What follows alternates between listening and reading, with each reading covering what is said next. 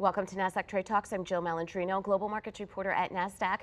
Joining us on the market site desk, we have Maddie Radner, director on Nasdaq's market intelligence desk. We'll also be bringing in Joyce, managing director on Nasdaq's market intelligence desk, for a read on the technicals on the charts. Maddie, it's great to see you as always. Welcome back to Trade Talks, and it's been an interesting week so far. It feels as if the market's trying to find its balance and where it wants to go here. Yeah, after this morning's hotter than expected PPI data, we did see a little bit of a pullback in the market today. Obviously, inflation is one of the key items that the Fed is taking a look at when navigating this upcoming rate cut cycle. So people are just trying to digest where they're going to go from here. That said, we've had a really incredible market performance so far this year. The S&P has gone 266 sessions without a decline more than 2%.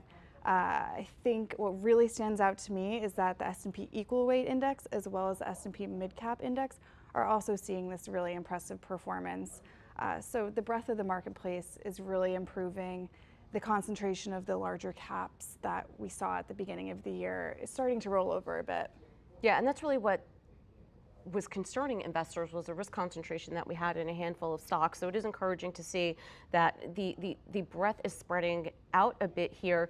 And I also find it interesting, it doesn't feel as if the market was as worried about the Fed as it might have been in 2023. I mean, we kind of digested the fact that we didn't get 6 rate cuts as expected, and perhaps we'll get, probably 2 to 3 by the end of the year. So it's impressive that the market has, performed the way that it has.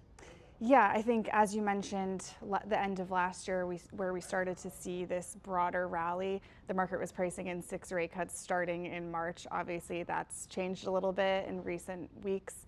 The market was pricing in only about 3 starting in June. So I think all eyes will still be on next week's Fed meeting to see if that still plays out. Yeah. All right, let's bring in Joyce, managing director on Nasdaq's market intelligence desk, for some reading on the chart here. And Brian, I think it only makes sense to take a look at the overall S&P 100 versus the equal weight, so we can identify from a technical perspective how we're seeing that breadth widen out. Hey, Jill, thanks for having me on here. So yeah, so we're looking here at the S&P 500 Equal Weight Index. This is a weekly period chart, and as you can see, we talked about this last week. Last week's candle just barely peaked above the prior cycle high, which is the all-time high from late 2021. That was in December 21, Jan 22.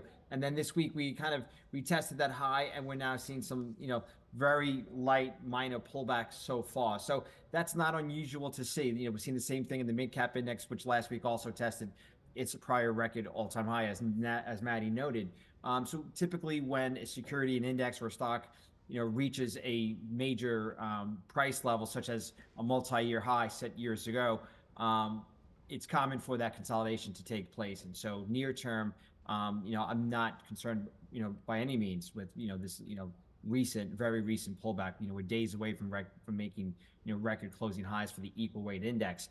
Relative to the S&P 500, it's still grossly underperforming. So the S&P 500 is up around 8% this year to date. The S&P equal weight is up about half that. If we look at a ratio of the equal weight over the S&P 500, we could see, it made new, multi-year lows. We haven't been down here at this level since going back to 2008, 2009 time period. So, on a relative basis, the weighted index still is very much, outperforming. That's largely because of the Mag 7, up about 15% year to date. So, those mega caps are still, having the leadership baton in their hands. I know some of those members may, have, been consolidating. Apple, hasn't been making new highs recently. Overall, that basket of 7 stocks has been doing still very well, and its weighting is driving the weighted indices, the Nasdaq 100, the S&P 500, to really continue that outperformance. All right, Brian, I also want to take a look at Bitcoin for a moment, because it certainly had its institutional moment in the sun, kicking off 2024, of course, with the approval in the U.S. with a spot Bitcoin ETF, and we've seen the momentum behind it, and it's pretty clear in the chart. Down about, let's take a look, 4.3% as we're speaking now. Anything on the charts that stands out to you? Well, sure. This is a weekly period chart again, so it's long term. And if you look over the last 5 years, you could see, it made its prior cycle highs back in 21. We tested them in later in the year in November 21. That was up around 65,000. And last week, we finally, for the first time in 2+ years, have broken out to new all-time highs. So, that's certainly constructive, certainly, bullish price action, new all-time highs, obviously. And we can see the weekly RSI has peaked at 89, which is extremely high for most securities, most indices, most instruments, most asset classes, with the exception of Bitcoin. So Bitcoin's been here before. It's been here back in early 21 when it peaked, let's see, around 95, which is remarkable. And then all throughout 2016 and 2017, it tested the high 80s, low 90s in the weekly RSI, on many occasions. And sometimes they marked very short-term tops.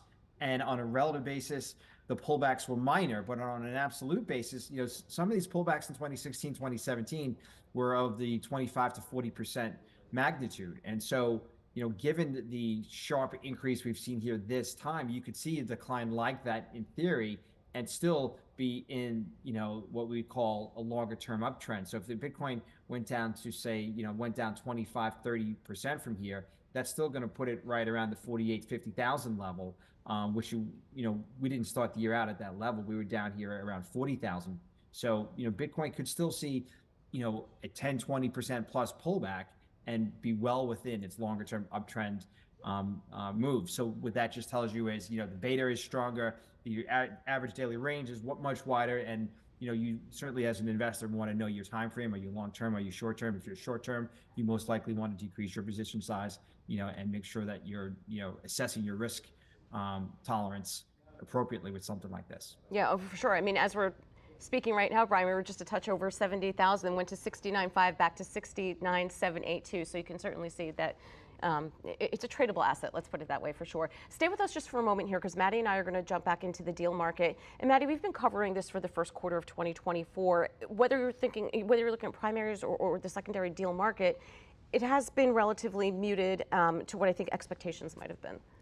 Yeah, I think we saw many headwinds in 2022 and 2023 that really caused a kind of dramatic decline in the deal market. Those headwinds included higher rates, a corporate earnings recession, a reversal in the 2021 deal market where we saw 1,000 plus IPOs, and fears of an economic recession.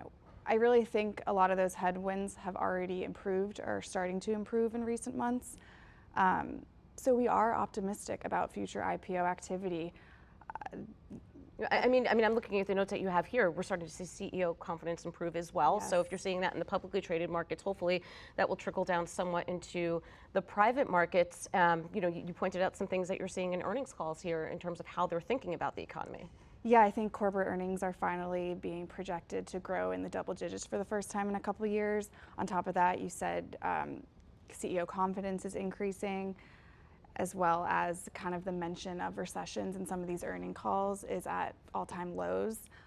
Again, on top of that, kind of the rally that we saw in 2023 that's opening up this market for us was really due to low unemployment, deficit spending, and a resilient consumer. So there is a lot of positivity coming into the market now. Brian, let's get your perspective on this. Anything you're hearing in terms of sectors that could be featured in 2024? Do you think there's more optimism in the second half of the year? What are you guys hearing on the desk? Regarding IPO activity in the pipeline? Yeah, I mean, so, as Maddie noted, we're coming off with what we think is a trough in IPO activity. The reasons for that were pretty clear.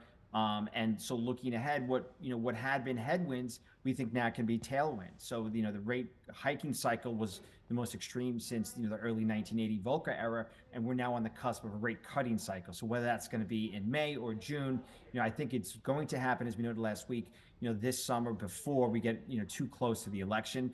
And you don't need to see a decline in economic activity for the Fed to begin cutting rates.